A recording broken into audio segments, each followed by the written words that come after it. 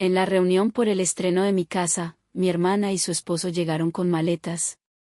Mi mamá ya les había dicho que sí, y a mí me escribió un mensaje que todavía me arde cuando lo recuerdo. No armes un escándalo. Está bien. Sí, así. Querían jugar, así lo íbamos a cerrar. Me llamo Valeria, tengo 34 años y desde hace varios años trabajo como gerente de producto en una empresa grande de tecnología. ¿Me va bien?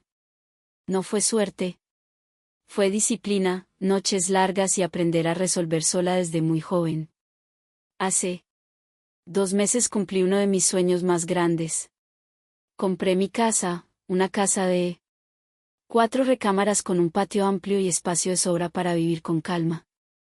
Está en la zona metropolitana de Tlalnepantla, en una colonia tranquila donde todavía se siente que puedes respirar. Me enamoré en el momento en que crucé la puerta.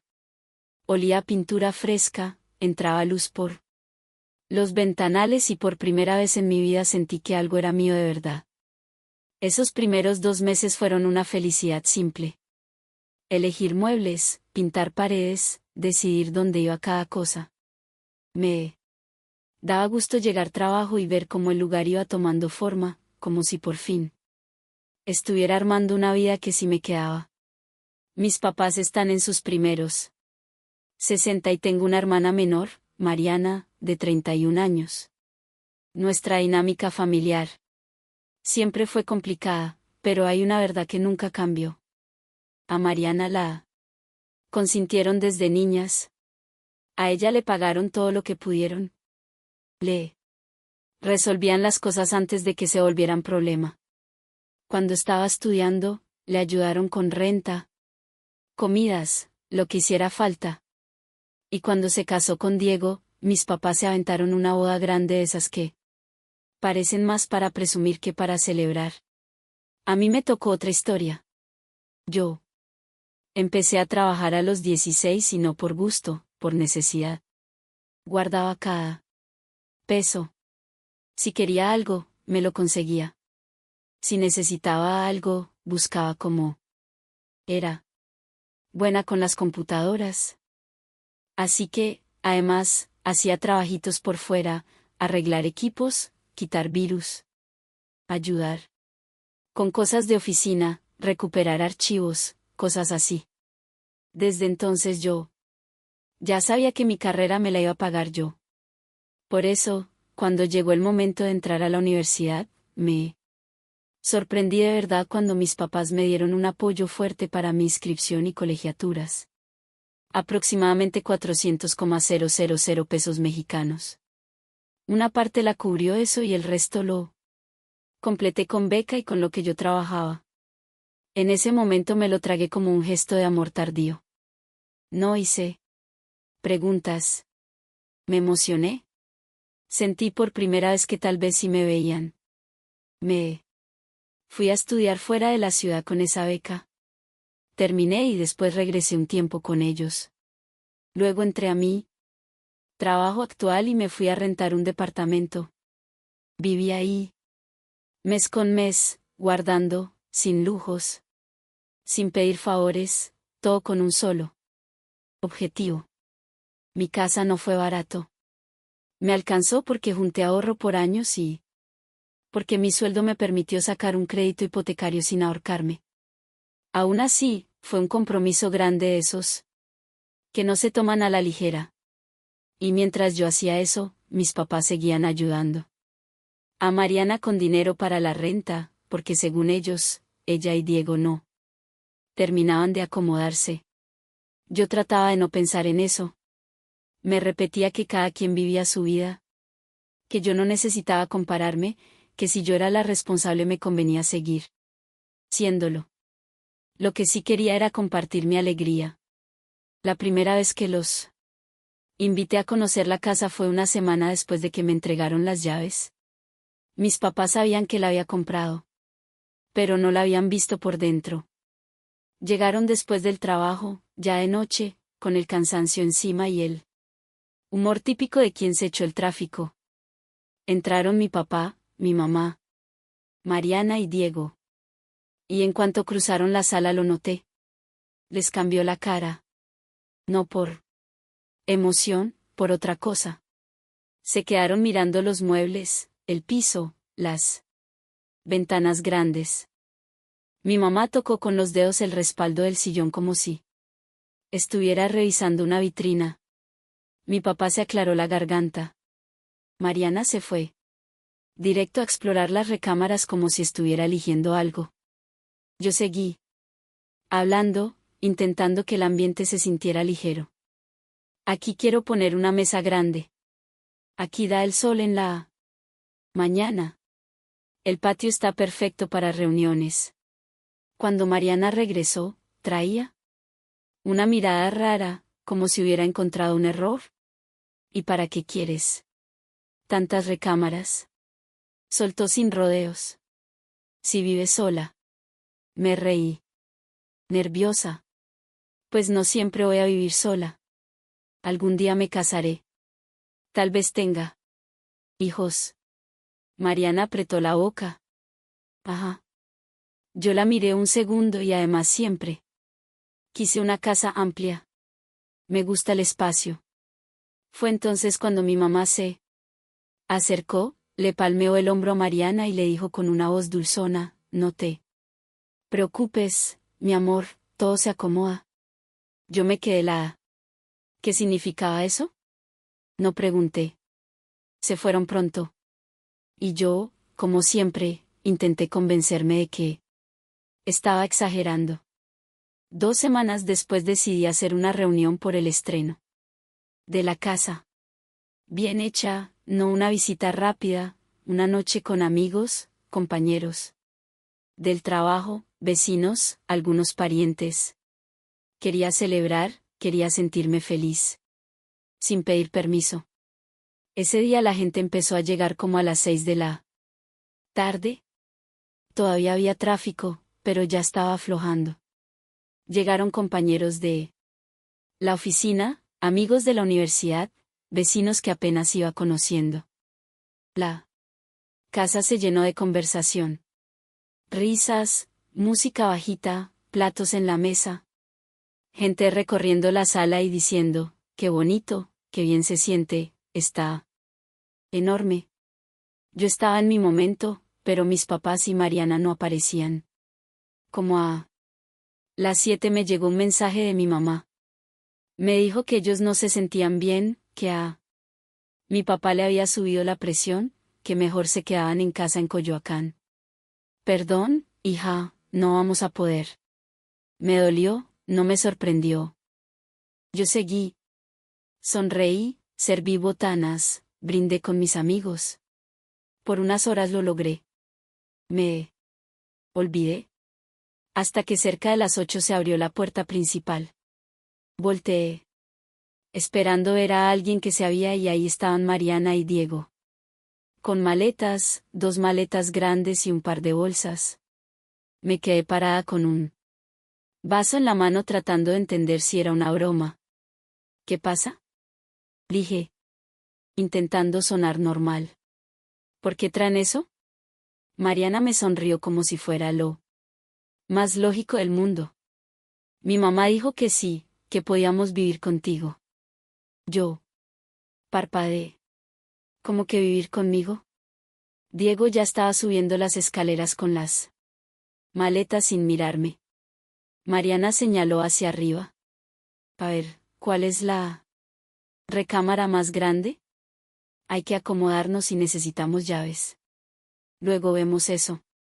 Se me apretó el pecho. Caminé detrás de Diego, casi corriendo y lo vi entrar. Directo a mi recámara principal, la mía, el cuarto que había armado con calma. Con mi cama, mi buró, mis cosas y empezó a bajar las maletas junto al closet. ¿Qué estás haciendo? Le solté. Mariana llegó detrás de mí y ya estaba abriendo una de las maletas. Sacó ropa como si estuviera en hotel. Instalándonos dijo sin levantar la voz. Vas a tener que mover tus cosas. Este va a ser nuestro cuarto. Sentí un zumbido en la cabeza. Abajo se escuchaban risas, música, voces, mis invitados, mi casa. Llena y arriba mi hermana desempacando como si yo fuera una visita. Mariana. Dije bajito, porque me salí así. No puedes llegar a instalarte aquí sin preguntarme. Mariana hizo una mueca. Mi mamá ya lo habló contigo. Tú siempre entiendes. Tú puedes. Mi mamá no manda. Aquí, le respondí ya con coraje. Y tú no tienes derecho a decidir en mi casa. Diego evitaba mi mirada. Se veía incómodo, pero seguía moviendo cosas. Respiré hondo. No iba a gritar. No. Ahí. No con gente en la planta baja. Bajé las escaleras intentando que la cara no me delatara.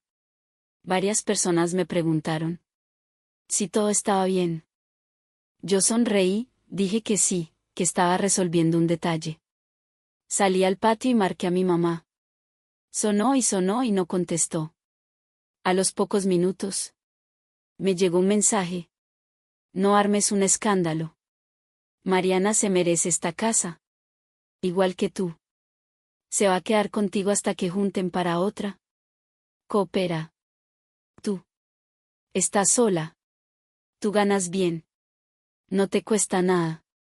Leí el mensaje 3 veces. Me temblaban las manos.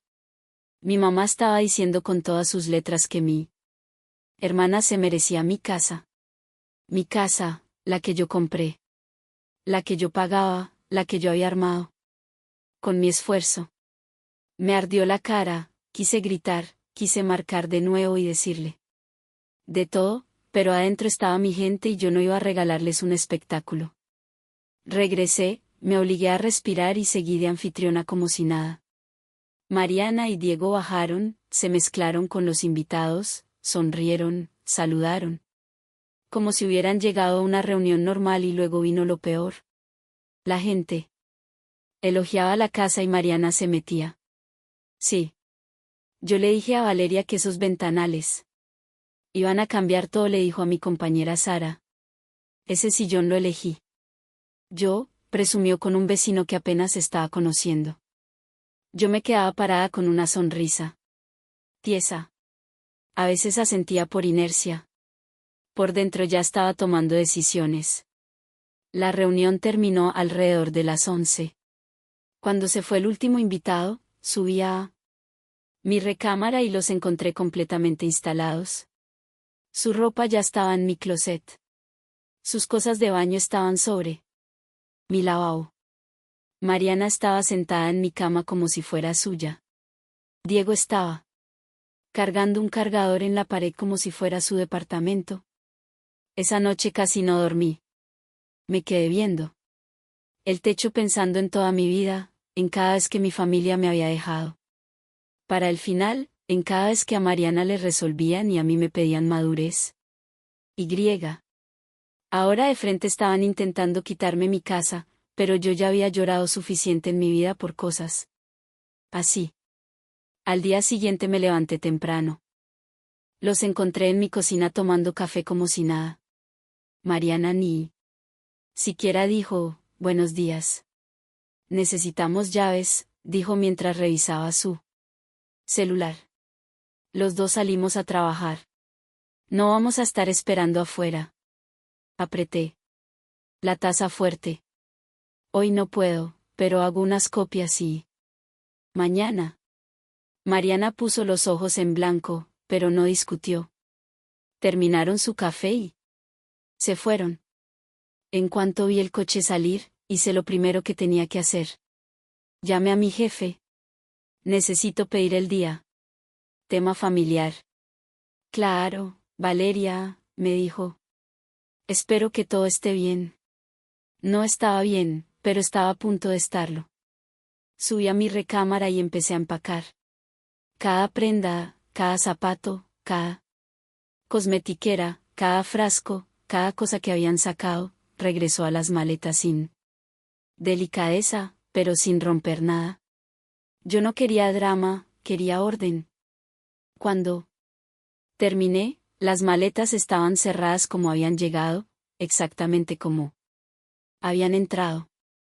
Eran todavía antes del mediodía, así que pedí un flete express. De esos que hacen recolección y entrega el mismo día. Les dije que solo era equipaje, nada pesado. Cuando llegó la camioneta, ayudé a cargar. No di explicaciones, solo pasé la dirección de la casa de mis papás en Coyoacán. Antes de que se fuera, pegué una hoja en una de las maletas. Escribí lo más claro que pude, sin groserías, sin adornos. Como dijiste, no armes un escándalo. No voy a mantener a nadie en mi casa. Sí. Decidiste que podían vivir en algún lado, que sea contigo. Cerré la puerta. Me quedé unos segundos en silencio y por primera vez desde la noche anterior. Sentí aire en el pecho. Una hora después mi teléfono no dejó de sonar. Llamadas de mi papá, llamadas de mi mamá. Una tras otra no contesté. Luego empezaron los mensajes de mi mamá. ¿Cómo te atreves? ¡Qué egoísta eres! Eso no se lee. Hacia una hermana de mi papá. Nos estás dejando en vergüenza. ¿Qué clase de hija hace esto? De mi mamá otra vez. Esto es inaceptable. Luego llegaron los mensajes de Mariana. Valeria, ¿qué te pasa? ¿Dónde están nuestras cosas? Nosotros dejamos el departamento porque mi mamá dijo que ya estaba arreglado. Nos dejaste en la calle por pura terquedad.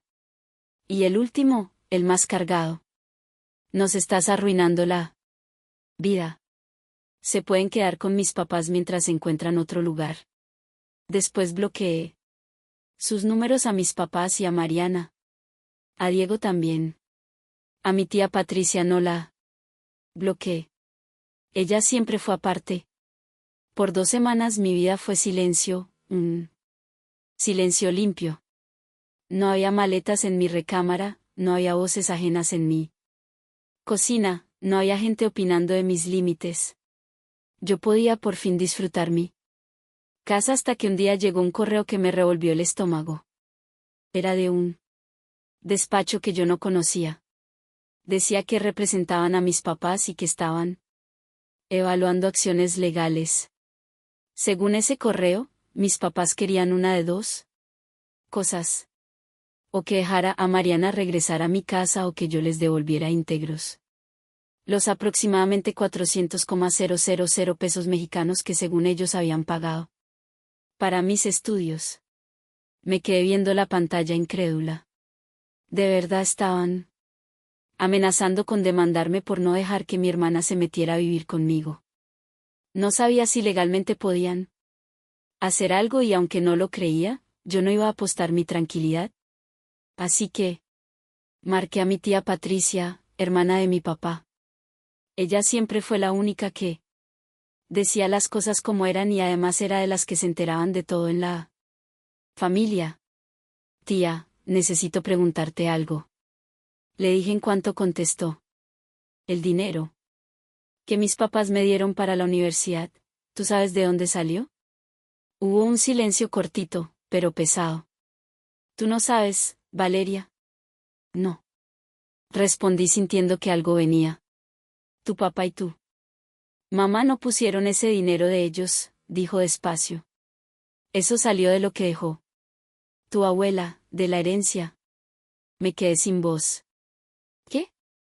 Cuando tu abuela murió, dejó claro en su testamento que sus ahorros se iban a repartir para la educación de ustedes dos. Mitad para ti, mitad para Mariana. Tus papás administraron ese dinero. Sentí un golpe en el pecho. ¿Me estás diciendo que lo que me dieron era mío? Sí. Dijo sin titubear. Era tu parte. Estaba destinado para ti. Tragué saliva. ¿Tienes alguna prueba? Sí. Tu papá me mandó hace años una copia del testamento. Te la puedo reenviar hoy mismo. 20 minutos después me llegó al correo un archivo con la copia. Leí cada línea con una calma que no sentía y ahí estaba clarito. Educación de las nietas. En partes iguales. No era un regalo de mis papás. No era algo que pudieran cobrar después como si fuera deuda. Era una instrucción de mi abuela. Ese mismo día hice cita con un abogado recomendado por una compañera del trabajo. Me senté en su oficina, le expliqué todo, le mostré el correo del despacho y le enseñé el documento del testamento. El abogado revisó con cuidado y después me habló sin levantar la voz. Tus papás no tienen bases para exigir esto, me dijo. Primero, porque ese dinero no fue de ellos. Segundo, porque aunque lo hubiera sido, un apoyo familiar para educación no es un préstamo que se cobra después por capricho. Y tercero, nadie puede obligarte a meter a otra persona en tu casa. Lo miré sintiendo que por fin alguien hablaba con lógica. Entonces, ¿no tengo que preocuparme? Preocuparte no, pero sí hay que responderles formalmente para que se detengan. Dijo, yo redacto una carta al despacho. Con eso normalmente se les acaba el impulso. A los pocos días el abogado envió una respuesta firme, clara, sin insultos. Les decía que no había caso, que dejaran de hostigar y que cualquier comunicación futura fuera por la vía formal. Después de eso, ya no volvieron a hablar de demanda, pero mi familia todavía no terminaba.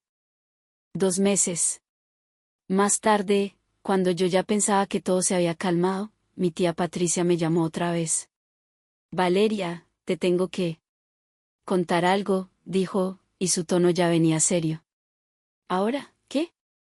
Tus papás están contando una historia horrible de ti. Sentí el cuerpo tensarse. Dime, le están diciendo a la familia que tú les habías prometido a Mariana que se podía quedar contigo. Dijo, y que luego los corriste porque estabas obsesionada con Diego y él te puso un alto. Me quedé helada.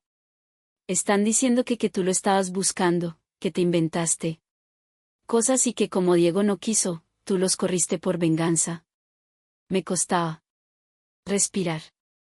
Mis papás, los mismos que me pedían no hacer escándalo, estaban dispuestos a mancharme con tal de tener la razón. Tía, tú sabes que eso no es cierto. Claro que lo sé, dijo. Pero lo están repitiendo como si fuera verdad. Y griega. Ya hay gente que se lo creyó. Ese fue el punto donde se me apagó el último respeto que me quedaba. Esa misma noche le escribí a mi mamá, pero no en privado. Lo hice en una publicación donde otros familiares podían verla. Deja de inventar cosas sobre mí y sobre Diego. Te exijo que lo aclares públicamente. Si no, voy a tomar acciones por difamación y daño a mi reputación. Ya lo consulté y no es un juego. No puse groserías. No puse amenazas vacías, puse lo necesario. A los pocos días, mi tía me llamó de nuevo. Funcionó, me dijo. ¿Qué pasó? Tu mamá llamó a una cena familiar, explicó. Reunió a varios y admitió que se inventó esa historia. Lo hizo porque se asustó. No quería que esto se le volteara más. Dijo que reaccionó por coraje por lo que pasó con Mariana. Me quedé con el teléfono pegado a la oreja, sin saber si sentir alivio o asco. ¿Y qué dijeron los demás? Se quedaron impactados, contestó. A varios les dio vergüenza. Muchos ya no quieren hablar con tus papás. No me alegró. Me dolió. Pero también sentí que por primera vez la verdad tenía un lugar. Los siguientes meses fueron los más tranquilos que había vivido en años. Yo trabajaba mejor. Dormía mejor. Mi casa, por fin era un hogar y no un campo de batalla. Sin el peso de esa tensión, mi rendimiento subió. Me dieron un ascenso y un aumento. Con ese dinero arreglé el patio, puse plantas y mejoré la iluminación. También instalé un equipo de hidromasaje para el patio, algo sencillo, pero que para mí se sentía como premio. Y también empecé a salir con alguien. Se llama Mauricio. Es ingeniero de software en otra empresa. Nos conocimos por amigos en común. Platicamos sin prisa y cuando le conté lo que pasó con mi familia, se quedó viéndome como si le estuviera contando una historia de otro planeta. Tu hermana llegó con maletas a tu casa y tu mamá la respaldó, me dijo. Una noche. Sí, respondí. Eso no es normal, dijo muy serio. ¿Lo sabes? No. Asentí. Lo sé, me tardé, pero lo sé. Mauricio no. Me quiso rescatar, no me dio lecciones, solo se quedó y eso se sintió distinto. Pasaron 6 meses.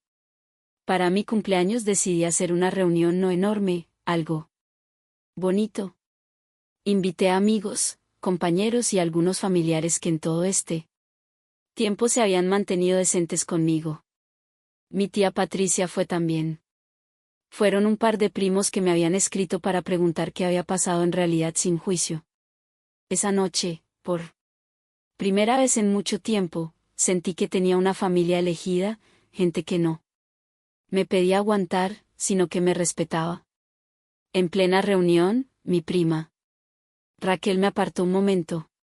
Valeria, te quiero contar algo. Me dijo. Jimmy. Mariana y Diego están batallando. Soltó. Se fueron a un departamento chiquito de renta barata. Están ahorrando en todo. Respiré. No es mi problema. Ya sé. Respondió rápido. No te lo digo para que hagas nada. Solo también supe que mis tíos ya no los están ayudando. En serio. Mi mamá dice que tu mamá está diciendo que ya se cansó de rescatar a Mariana. Explicó. Que ahora sí que aprenda. Me reí una vez. Sin humor. Qué ironía. Mis papás aprendieron a poner límites, pero solo después de que yo tuve que ponerlos con todos. Unas semanas después me encontré a Diego en el supermercado de la zona. Un sábado en la mañana. Yo iba por verduras. Él traía una canasta y se veía cansado. Nos vimos. Dudamos y al final se acercó. Valeria dijo bajito. Yo te quería pedir perdón. Lo miré con calma. Lo de querer mudarnos contigo no fue idea mía, explicó. Mariana se aferró y tu mamá la apoyó. Yo desde el principio sentí que estaba mal. ¿Y por qué no dijiste nada? Se pasó la mano por la nuca. Porque Mariana me iba a hacer la vida imposible. Ella estaba convencida de que tú les debías algo, que tú tenías que compensar. Lo vi fijo. Así no funciona la vida. Ya lo sé, dijo. Estamos saliendo adelante solos. Cuesta. Pero estamos. No le dije nada más. No era mi lugar consolarlo. Pero sí me dio un cierre pequeño. Al menos una persona de ese lado estaba aceptando la verdad. Al cumplirse 1 año de haber comprado mi casa, hice otra reunión.